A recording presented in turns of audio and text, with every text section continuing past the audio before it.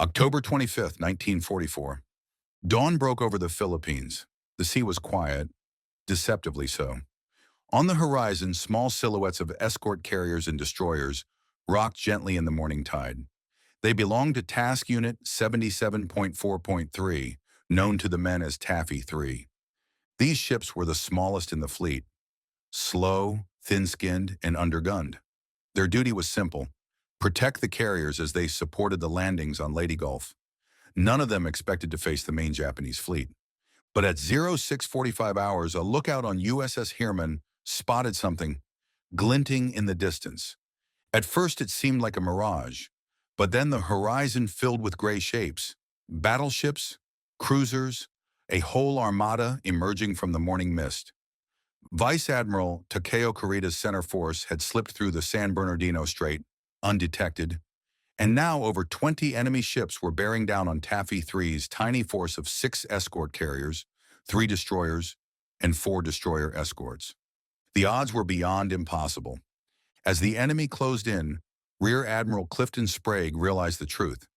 His small task force was all that stood between Kurita's fleet and the unprotected invasion forces at Leyte. The Japanese opened fire. Shells the size of cars screamed over the sea. The first salvo ripped through the clouds, falling short, but the next would not. Sprague's order cut through the static. "Open fire! Lay smoke!" The destroyers USS Johnston, Hoel, and Heermann turned into the attack, laying smoke screens to hide the carriers. Behind the smoke, small FM-2 Wildcat fighters scrambled into the sky, their machine guns rattling hopelessly against enemy armor. But on the bridge of USS Johnston, Captain Ernest Evans gave an order no one expected. "Hard left rudder, all engines ahead flank." The destroyer turned and straight toward the Japanese fleet. Johnston raced ahead, her deck shaking, her guns firing at full fury.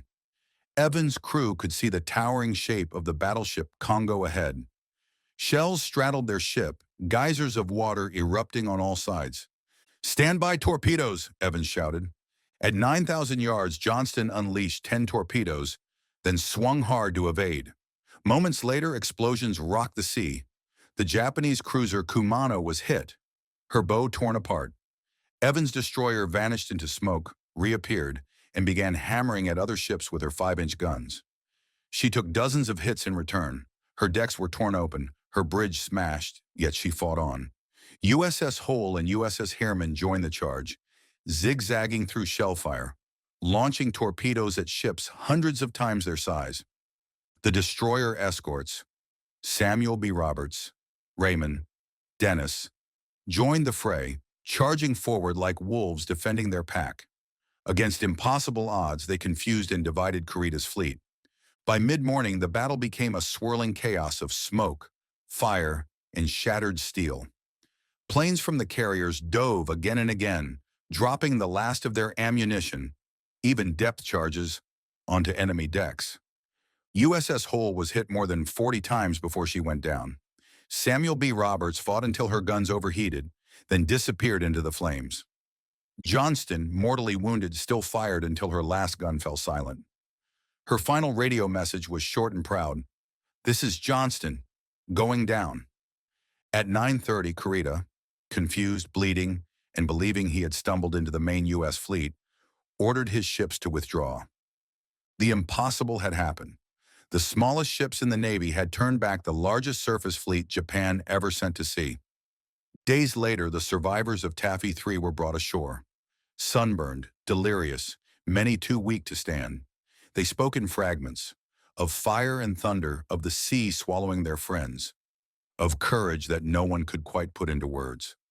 Lieutenant Robert Hagan, gunnery officer aboard Samuel B. Roberts, would later write, "We weren't heroes, we were just doing what we were trained to do.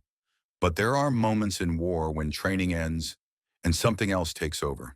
That something else, that raw, unyielding defiance, became the heartbeat of Taffy 3. Gunner's mate Paul Carr, who tried to reload his gun even as he lay dying, became a symbol of that spirit.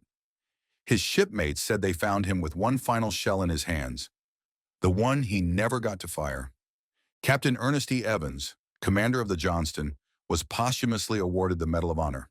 He had promised, "This is going to be a fighting ship I intend to go in harm's way." He kept that promise until the sea claimed him. Many years later, divers would find the wreck of USS Johnston, resting more than 20,000 feet below the surface. The deepest shipwreck ever discovered, her guns were still pointed toward the enemy. They called them tin cans. Small, fragile, underarmed, built for escort duty, not battle. But on that morning in October 1944, they proved that steel alone doesn't make a warship, courage does. And when courage faced the impossible, it did not flinch, it did not yield. It charged. The sea off Samar still whispers their names. Johnston, Hoel, Heermann, Samuel B. Roberts. 4 destroyers, 4 legends, and a legacy that will never sink.